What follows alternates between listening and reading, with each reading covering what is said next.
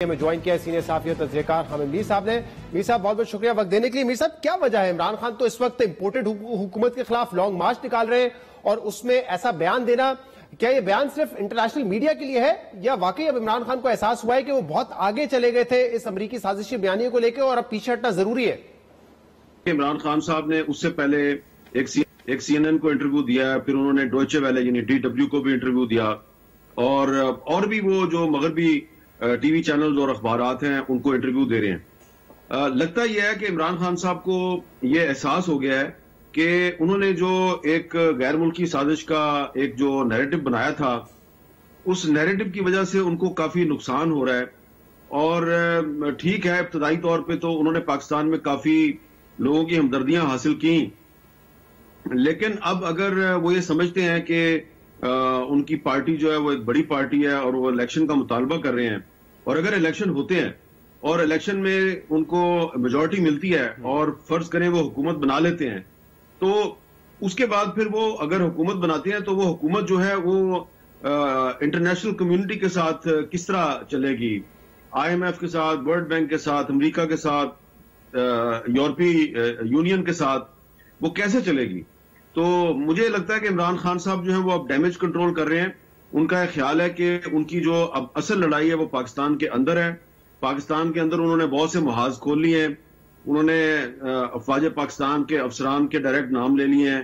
तो वो एक लॉन्ग टर्म प्लानिंग के तहत उनकी कोशिश है कि अमेरिका के साथ ताल्लुकात बेहतर किए जाएं। और इसके लिए देखें, सब जानते हैं कि उन्होंने अमेरिका में लॉबिंग फर्म्स को भी हायर किया हुआ है और उनके जो लोग हैं, मेरी जो इतलात हैं, मेरी इंफॉर्मेशन के मुताबिक इमरान खान साहब के जो लोग हैं, वो जो जिनका ताल्लुक उनकी पार्टी के साथ भी है और उनके जाती दोस्त भी हैं, वो बरतानिया में भी, लंदन में भी जो हुकूमत के अहम लोग हैं उनसे भी मुलाकात कर रहे हैं। ब्रसल्स में भी बहुत से लोग जो हैं वो वहां पे लॉबिंग में मसरूफ हैं।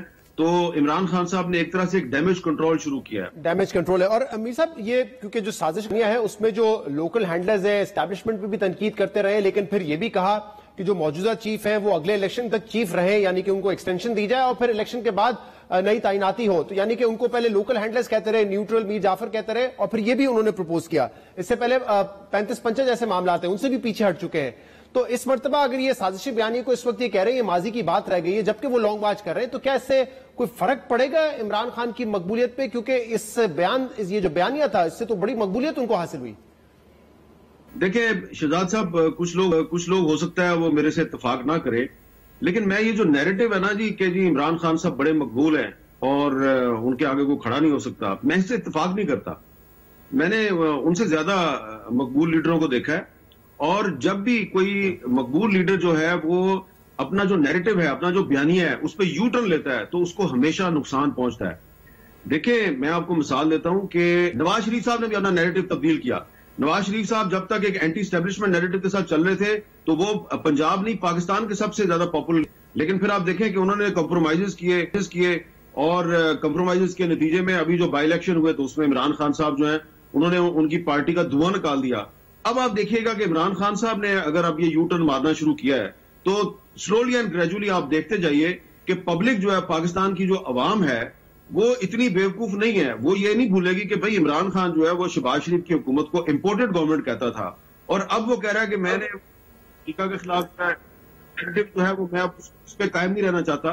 तो ये लोग जो है वो माफ नहीं करते, और अगर लोगों ने बेनजीर भुट्टो को माफ नहीं किया, नवाज शरीफ को नहीं माफ किया, तो इमरान खान साहब किस खेत की मूली है? अच्छा मिस बताइएगा, जो पॉलिटिकल टर्मोइल है, जो सियासी अफरा तफरी है, वो आने वाले दिनों में कम होगी या मजीद बढ़ेगी? क्योंकि कुछ दिनों में इमरान खान लॉन्ग मार्च लेके इस्लामाबाद पहुंचेंगे।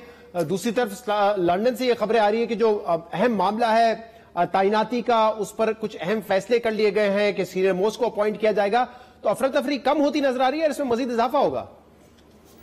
शहजाद इकबाल साहब, ये एक मुश्किल सवाल है। मैं इसके बारे में सिर्फ इतना कहूंगा कि जो लंदन में मुलाकातें हुई हैं वो सिर्फ मुलाकातें हैं।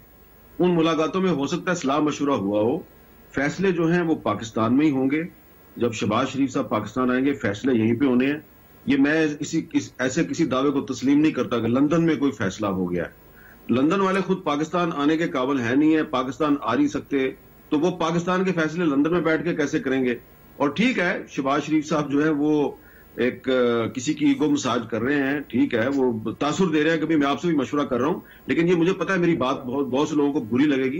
देखिए, मुस्लिम लीग नून और पीपल्स पार्टी, इनमें इतना तप्पड़ नहीं है कि जाके ये नवाज शरीफ से जाके और फैसला लेके यहां पे आके उसको नाफिजुल अमल करें।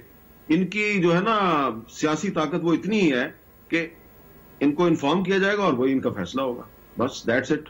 और इमरान खान साहब जो है उनको भी अब आहिस्ता आहिस्ता समझ आ रही है, तो इमरान खान साहब भी अब आहिस्ता आहिस्ता पीपल्स पार्टी और मुस्लिम लीग नून बनते जाएंगे और इन तीनों पार्टियों में फर्क खत्म होता जाएगा। इंटरेस्टिंगली आप ये कह रहे हैं कि वजीर आजम मशवरा जरूर करेंगे, लेकिन वो मशवरा लंदन में नहीं होगा और नवाज शरीफ से नहीं होगा, जब वो पाकिस्तान आएंगे फिर होगा वो मशवरा।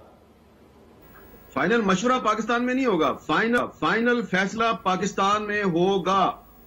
और अगर कोई ये समझता है कि he is the king maker और वो लंदन में बैठ के कोई फैसला करेगा तो ठीक है, वो समझते रहे। पाकिस्तान में तो आप और मैं बैठे हुए ना, हमें पता है पाकिस्तान की ग्राउंड रियलिटी क्या है। फैसला पाकिस्तान में होना है, लंदन में नहीं होना। अगर कोई किसी गलतफहमी का कोई शिकार है तो रहने दे उनको शिकार गलतफहमी का। बहुत बहुत शुक्रिया।